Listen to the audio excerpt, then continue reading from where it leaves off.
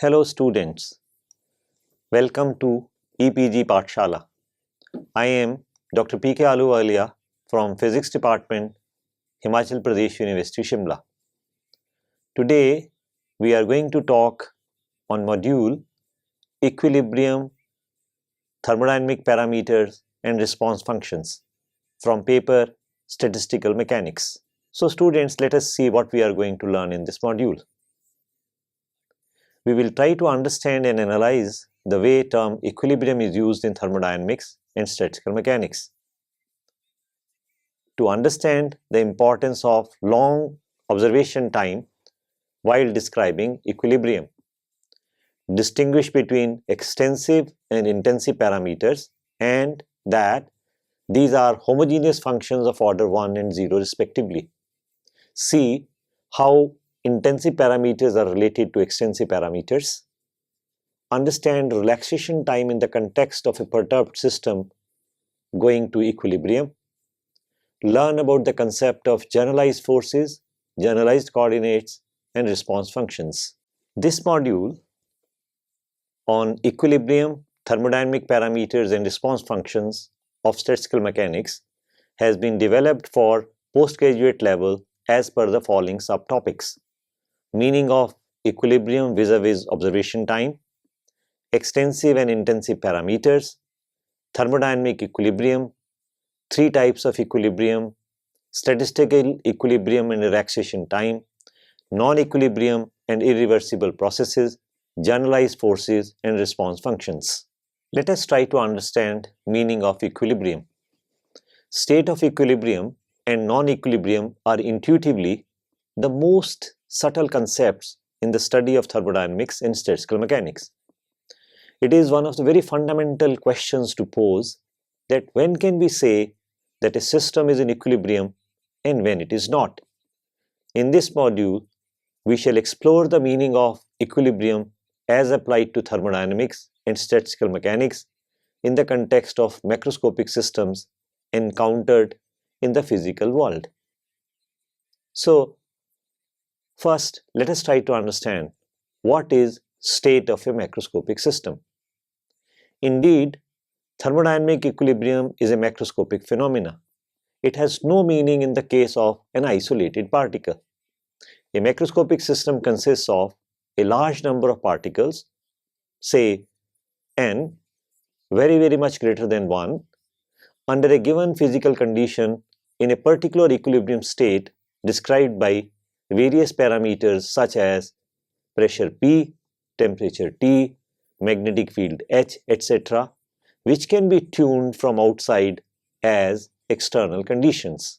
This table which you are looking at describes state of matter in equilibrium at specified external conditions. If the external conditions change, the system may go from one state of equilibrium to another. For example, when the external condition is 373 degrees Kelvin at normal pressure, water boils. But if the temperature changes to 273 degrees Kelvin at normal pressure, water solidifies. In the case of helium, at 2.17 degrees Kelvin at normal pressure, it behaves like a superfluid. Iron, below 1043 degrees Kelvin at normal pressure, behaves like a ferromagnet. A gas of rubidium atoms at 170 nanokelvins at normal pressure shows Bose-Einstein condensate. Lead, below 7.19 degrees Kelvin at normal pressure, becomes a superconductor. In this e-course on statistical mechanics, we are going to talk about statistical mechanics at equilibrium. It will be worth appreciating the meaning of this equilibrium. An intuitive and plausible way to understand the meaning of equilibrium is with relation to observation time. It will be nice to look at a few examples. Let us take the case of warm water in a thermos flask. It remains warm over a long period of time, implying that if you record the temperature of water over a period of an hour, you will find the temperature has not changed. Pour the same water in a cup. For a couple of minutes, you may find that water remains at the same temperature. But if you wait for half an hour, you will find that water has cooled down and it is not the same state when it was poured into the cup. Also take a cup of water at room temperature. You can notice it has a definite volume and this volume stays the same after a few hours. However, if you observe the level of water, say, after 3 or 4 days, you will notice that maybe half of water has evaporated. This has happened because evaporation caused removal of the water molecules from the cup, though temperature may have stayed the same. Therefore, one can conclude that equilibrium has a meaning for a given system provided observation time is not too large. By keeping water in a thermos flask, you have been able to prolong the state of equilibrium through isolation, making cooling of water a very slow process. In simple words, we can say that if we observe a system over a short enough time that its state remains unchanged, system is in a state of equilibrium. It must be underlined here that no system is in a state of what we call absolute equilibrium, that is, in equilibrium over an infinite period of observation time. Absolute equilibrium is in a sense idealization, which does not normally happen in reality because no system can be practically made completely isolated. Before we further discuss the meaning of thermodynamic equilibrium, it will be nice to understand the meaning of thermodynamical parameters. For example, temperature, pressure, volume, entropy, etc., which may be needed to identify for a system in equilibrium. In fact, by specifying these parameters, we specify the state of system. Broadly, thermodynamical parameters can be classified into two types: extensive parameters and intensive parameters. Let us try to understand the meaning of extensive parameters. Extensive parameters, as the name suggests, these are the parameters whose value depends on the extent of the system, or simply put, the size of the system. These parameters are directly proportional to the size of the system. If size of the system becomes alpha times the original size, the corresponding parameter should also become alpha times the original value. There is another way of visualizing the meaning of an extensive parameter. Imagine we have a macroscopic system having two parts as shown in the figure 1. If an extensive thermodynamic parameter of the composite system is y, and of part 1 and 2 are respectively y1 and y2, then y is said to be extensive if y is equal to y1 plus y2. For example, mass, volume, entropy, energy are all extensive parameters. Therefore, an extensive parameter of a system in equilibrium has a value which is sum of the values of each part of the system. Now we will try to understand what are intensive parameters. Intensive parameters are thermodynamical parameters of a macroscopic system in equilibrium which are independent of the size of the system. With reference to the figure which you are looking at, if y is an intensive parameter, then y is equal to y1 is equal to y2 with respect to the two parts. For example, such intensive parameters include temperature, pressure, and chemical potential. It is also worth noting that an extensive parameter and an intensive parameter both are homogeneous functions respectively of first degree and 0 degree of the variables on which it depends. For example, if f, which is dependent on x1, x2, x3 and so on up to xn, is a homogeneous function of order n, it means f with its independent variables scaled by lambda, that is x1 taken as lambda x1, x2 taken as lambda x2, x3 taken as lambda x3 and so on, xn taken as lambda xn, it will become equal to lambda raised to power n as a function of x1, x2, x3 and so on up to xn. By checking the degree of thermodynamic parameters, we can keep an eye on their intensive and extensive nature. Euler's theorem, which is a very interesting theorem from mathematics, helps us to provide thermodynamical relationship via a very interesting property of homogeneous functions of degree n. Euler's theorem states that if there is a function f of x1, x2, x3 so on up to xn, and if it is a homogeneous function of degree n, then n times function of x1, x2, x3 so on up to xn can be written as equal to x1 multiplied by partial derivative of f with respect to x1 plus x2 multiplied by partial derivative of f with respect to x2 plus x3 multiplied by partial derivative of f with respect to x3 and so on up to xn multiplied by partial derivative of f with respect to xn.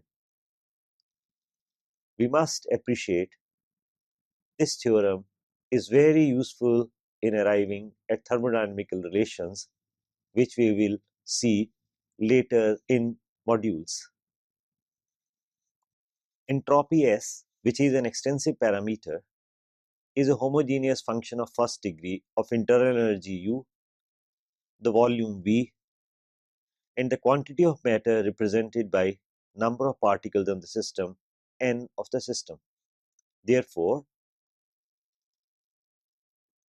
ds is equal to du delta S by delta U at constant V and N plus dV into delta S upon delta V at constant U and N plus dN into delta S by delta N at constant V and U. By inverting the functional form of S, we can also write internal energy U, which is also an extensive parameter and is a homogeneous function of degree 1 of the entropy S, the volume V, and the quantity of matter represented by number of particles in the system N of the system. Therefore, du is equal to ds, partial derivative of u with respect to S at constant V and constant N, plus dV, partial derivative of u with respect to V at constant S and constant N, plus dN multiplied by partial derivative of u with respect to N at constant V and constant S.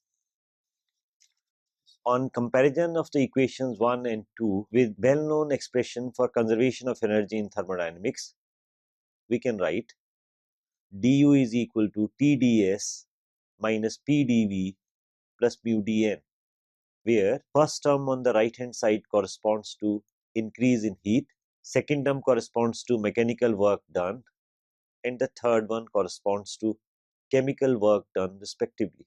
From this equation, we can get the following definition of intensive parameters in terms of entropy and internal energy respectively. For example, we find reciprocal of the temperature is equal to partial derivative of S with respect to U at constant V and N. pressure divided by temperature is equal to partial derivative of S with respect to V at constant U and constant N. Chemical potential mu divided by temperature T is equal to minus partial derivative of S with respect to N at constant V and constant U. Also, in terms of internal energy, we see that temperature T is equal to partial derivative of U with respect to S at constant V and constant N. Pressure P is equal to minus of partial derivative of U with respect to V at constant S and constant N. And chemical potential mu is equal to partial derivative of U with respect to N at constant V and constant S. The relationships enunciated in equation 4 and equation 5 are very useful relations which can be used later to arrive at interesting results once entropy or internal energy are known to us.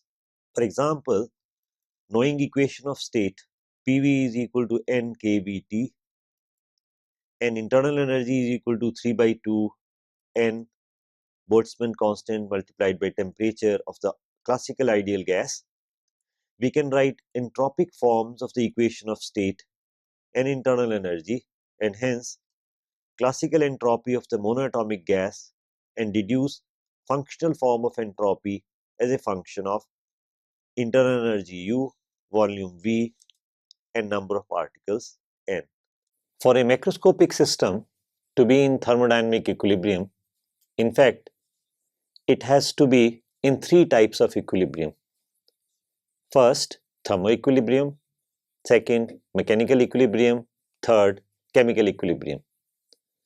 Thermal equilibrium means that every part of the system and the surroundings are not experiencing any change in temperature with time. Mechanical equilibrium means that net external forces and net external torques acting on the system are zero. Chemical equilibrium means that there are no chemical reactions taking place in the system and the concentration of the constituent particles of the system is constant with respect to time. Thermal equilibrium in fact is related with constancy of temperature. Mechanical equilibrium means constancy of pressure. Chemical equilibrium means constancy of chemical potential. Let us try to understand what is the meaning of statistical equilibrium vis-a-vis relaxation time. If a macroscopic system and its macroscopic subparts have macroscopic physical quantities equal to their mean values, the system is in statistical equilibrium. In other words, if a macroscopic system is observed over a long enough time, then for most part of the observation time, it will be in a state of statistical equilibrium. It is also possible that a macroscopic system may, by some external interactions, at a given instant of time is not in a statistical equilibrium. It will, after the disturbance ceases to act, shall come back to the state of equilibrium. This time which it takes to come back to the state of equilibrium is known as relaxation time. Once we have understood the meaning of equilibrium processes, it will be worth understanding the meaning of non-equilibrium and irreversible processes. When a system is not in equilibrium, there is some action from outside the system. Sometimes we wonder that most of the phenomena which we see around us are not in a state of thermodynamic equilibrium. For example, weather pattern. If we analyze closely, we shall find that the cause of weather patterns is from outside the earth in the form of solar radiations. Also, energy flows out of the earth. As long as this exchange of energy shall continue, system will not be in a state of equilibrium. When by applying a potential difference across a wire current flows, we have created a state of non-equilibrium. As long as the system is in this state of energy input, the non-equilibrium process will last. Another simple example that brings in non-equilibrium is the case of two cups of water at different temperatures brought in thermal contact with each other. In this case, system shall evolve from a state of non-equilibrium to an equilibrium, and the 2 cups of water will come to the same temperature. Now, if we desire that the water in the 2 cups comes back to their original temperatures, it will not be possible because the process is irreversible. In this course, we are only interested in systems in equilibrium. Now, let us try to appreciate the link between generalized forces and response function. Whenever an external force is applied on a macroscopic system, it shows a response to it and do appropriate work on the body. The response to the external force is a measurable quantity and is described by what we call a response function. Such forces are many and are appropriately called generalized forces. Each generalized force has a corresponding conjugate variable parameter. Change in the value of generalized parameter multiplied by generalized force gives the work done on the system. The table which you are going to see now gives the list of generalized forces and coordinates of interest to us in thermodynamics and statistical mechanics. In this table, we have given generalized forces and generalized coordinates corresponding to each generalized force, which we may come across in future in the study of statistical mechanics. For example, corresponding to mechanical force F, if we treat it as a generalized force, the generalized coordinate or the conjugate parameter or variable corresponding to this generalized force is the position x, and the work done is F into dx. In the case of generalized force external magnetic field H, the generalized coordinate is magnetic moment m, and work done is H into dm. For the generalized force called torque, represented by Greek letter eta, the generalized coordinate is angle, represented by the Greek letter theta, and work done is eta into d theta. Looking at pressure P as a generalized force, we find that the corresponding generalized coordinate or variable is volume V, and the work done is minus P into dV. Treating chemical potential mu as a generalized force, the corresponding generalized coordinate is in terms of number of particles n, and the work done is mu into dn. Temperature T as generalized force, entropy turns out to be the generalized coordinate, and the work done is T into ds. It is interesting to note that entropy is a generalized coordinate which is a response to temperature in a collective way of small scale microscopic changes. Do remember the generalized coordinates are large scale coordinates or thermodynamic coordinates. From the third column in the table 2, it is clear that each of the generalized forces causes a change in the corresponding generalized coordinate. Thus, chemical potential is a generalized force which causes a change in the number of particles in the system. Temperature is a generalized force which causes a change in the entropy of the system. Magnetic field is a generalized force which causes a change in the magnetic moment m of the system. Pressure P is a generalized force which causes the change in volume of the system. So students, let us now summarize what we have learnt in this module. In this module, we have learnt the meaning of equilibrium for a macroscopic system, and that it may involve thermal equilibrium or mechanical equilibrium or chemical equilibrium or all the three. That observation time decides whether we are looking at a system in state of equilibrium or not. Large observation time may allow system to change the state. That Thermodynamic parameters are of two types, extensive and intensive. Extensive parameters are homogeneous functions of order 1 and intensive parameters are homogeneous functions of order 0. Therefore, extensive parameters scale with size, whereas intensive parameters are independent of the size of the system.